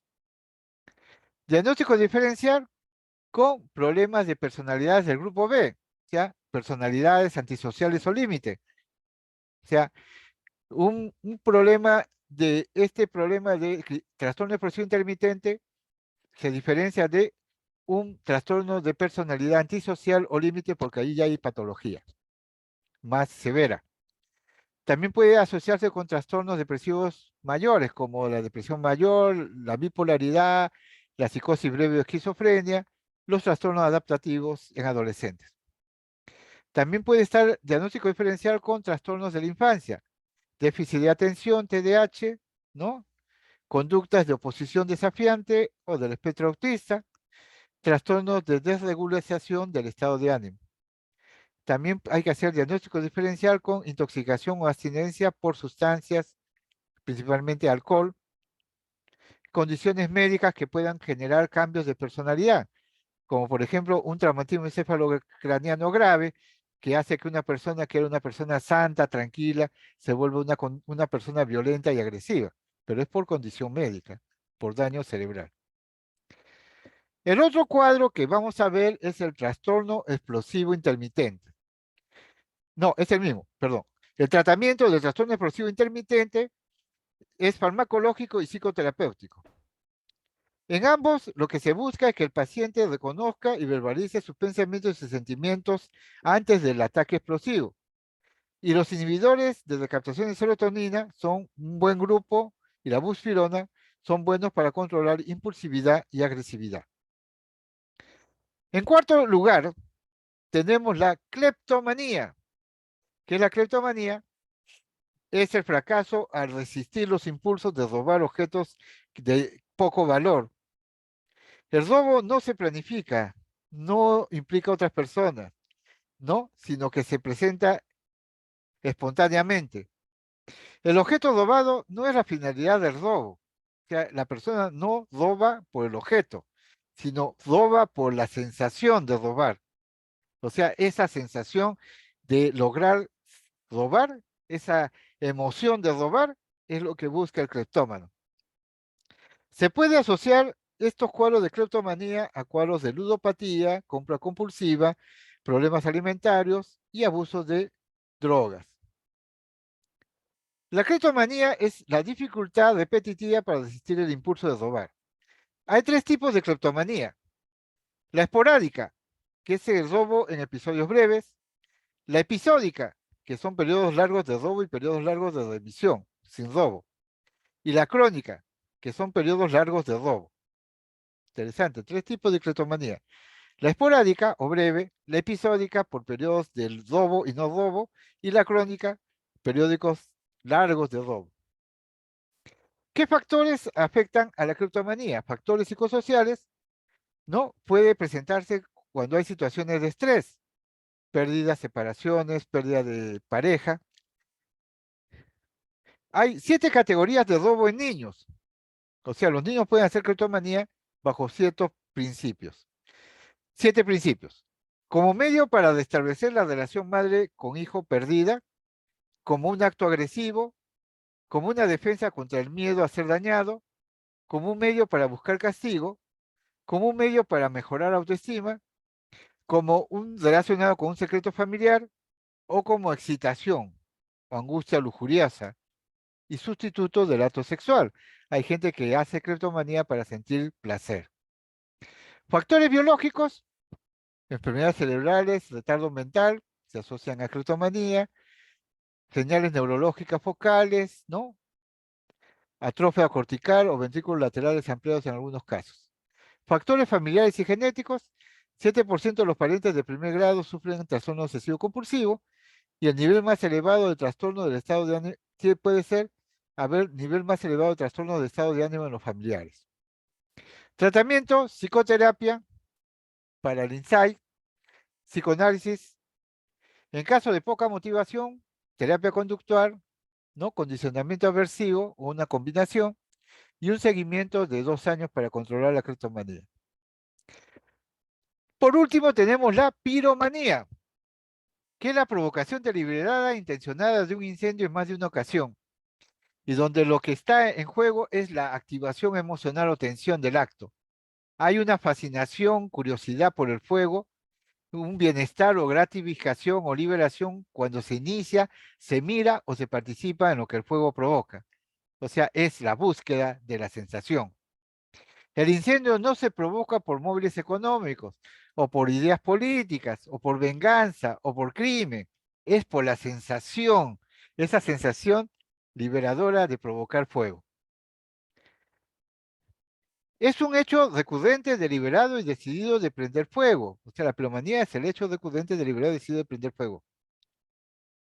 Y puede que las personas que lo van a hacer lleven una considerable preparación, o sea, lo preparen con anticipación. O sea, no es una conducta impulsiva, es una conducta deliberada, a diferencia de la cleptomanía.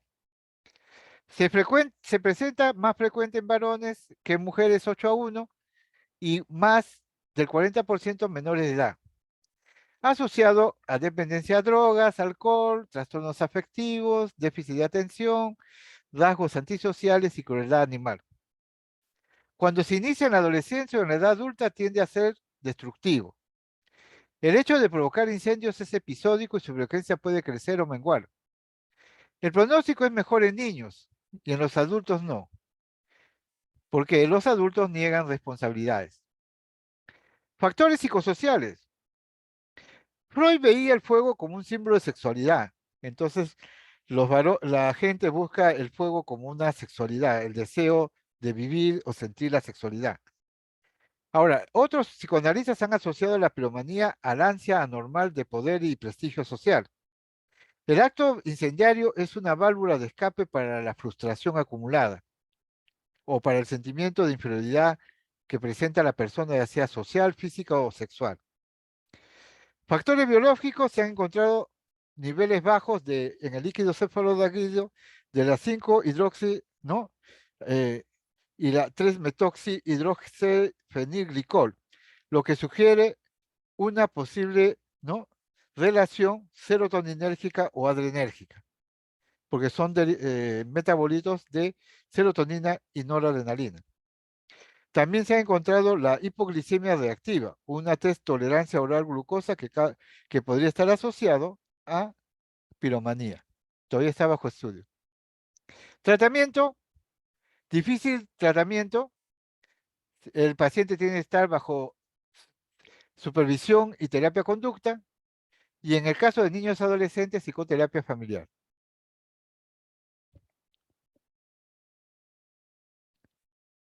Muy bien.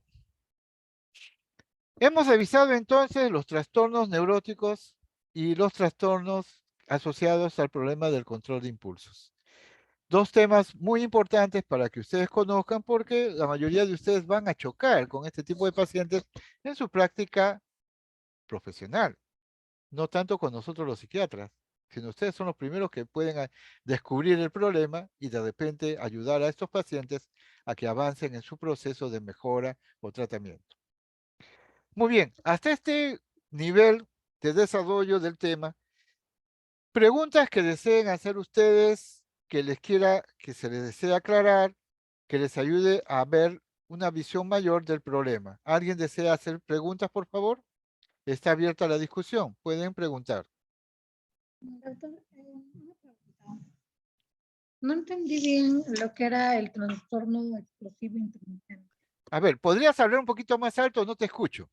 ¿No lo creo mejor? ¿Un poquito más alto? ¿Hoy me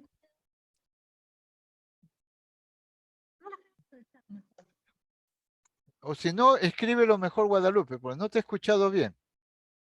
Si no pueden elevar el volumen, podrían hacerlo a través del chat. ¿Qué es lo que no has logrado entender? Eso es lo que quiero yo saber. Me has dicho, no entiendes. ¿Qué parte no entiendes? ¿Alguien ha escuchado por casualidad? Ya. No entendí muy bien el trastorno explosivo intermitente. Ya. ¿Qué es lo que no has entendido del trastorno explosivo intermitente? Que es un cuadro que se presenta, ¿no? Normalmente en forma episódica, como pérdidas de control de impulsos agresivos. O sea, es una persona que frente a situaciones de estrés, ¿no? Situaciones frustrantes, pierde el control, ¿no? Pierde el control. Y al perder el control se vuelve agresivo, ya sea verbal o físico, con una respuesta desproporcionada a el factor que generó su situación. Por ejemplo, que no te dejen entrar a un, quieres ir a una discoteca y no te dejan entrar porque no estás vestido adecuadamente. Y entonces la persona se siente que la han despreciado, que la han desvalorizado y se vuelve Hall. Y al volverse Hall, empieza a repartir golpes a diestra y siniestra contra todo el que está de frente, ¿no? Y entonces la respuesta que él hace es una conducta de violencia explosiva, ¿no? Episódica, asociada al problema generado y que hace que la persona no pueda controlar esa conducta y se va de frente y va a agredir, va a pegar, va a lesionar. Y después se da cuenta de que ha perdido el control y se arrepiente, pero ya ha hecho el daño y ya lo agarraron y lo mandaron a la cárcel o al juez por esa conducta violenta. Es el trastorno explosivo intermitente.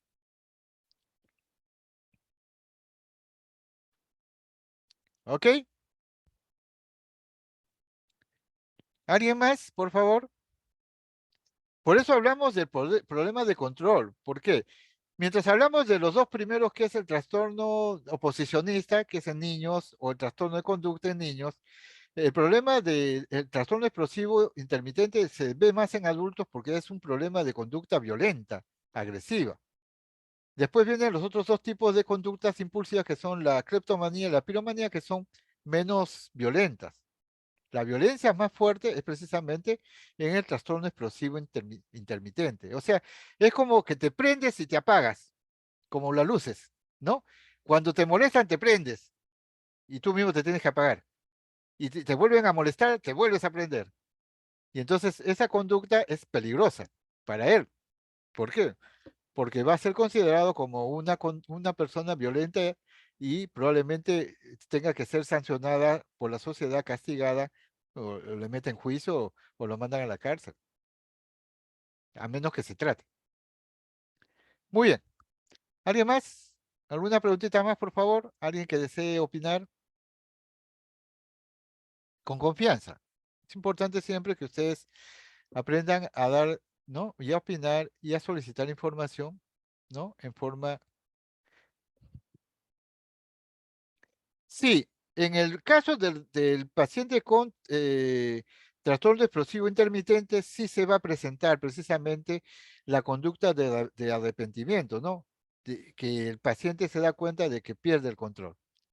A diferencia del psicópata, mientras que el explosivo intermitente se arrepiente y dice, no lo debía haber hecho, no debería haberlo hecho. El psicópata o el antisocial, no pasa nada. Si lo maté, pues. La culpa fue de él, pues, ¿para qué se puso delante? Esa es la actitud del psicópata, del antisocial, ¿no? Del psicópata antisocial, que no tiene ningún arrepentimiento de de las conductas o los hechos que puedan hacer daño a terceros. ¿Ok?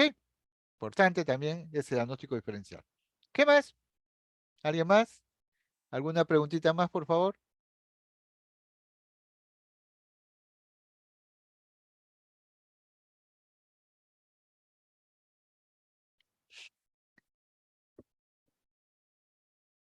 Bien, vamos a hacer algunas preguntas pequeñas puntuales para ver si ha habido un refuerzo para mí de su comprensión.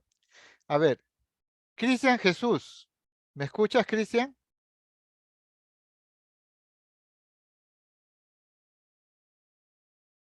Cristian, Cristian Jesús González, ¿está presente?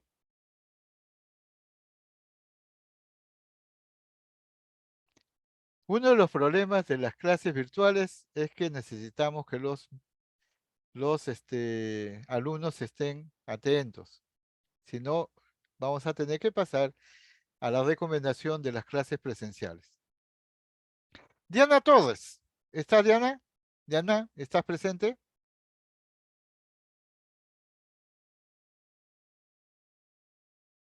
Aló, Diana, ¿te encuentras?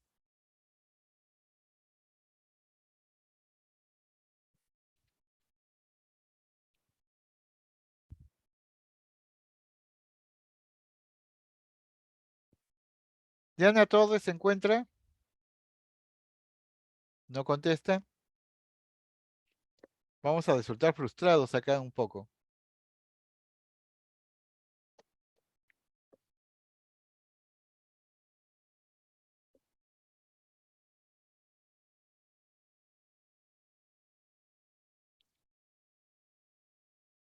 Ok, entonces, dado que no hay intervenciones, espero que les haya servido la clase, espero que puedan dar un buen examen, porque si ustedes no me leen esta clase, las preguntas de esta clase sí van a ser un poquito más pesaditas. Yo voy avisando porque gente, ¿no? Guerra avisada no mata gente, ¿no? Las preguntas van a ser un poquito en esta fase mucho más fuertes porque los quiero hacer pensar. Así que revisen el tema porque las preguntas van a venir bastante complicadas o complejas. Quedamos así entonces, nos estamos viendo hasta la próxima clase, cuídense todos, revisen sus temas. Muchas gracias por su participación. Gracias, doctor. Gracias, doctor. Gracias, doctor. Gracias, doctor.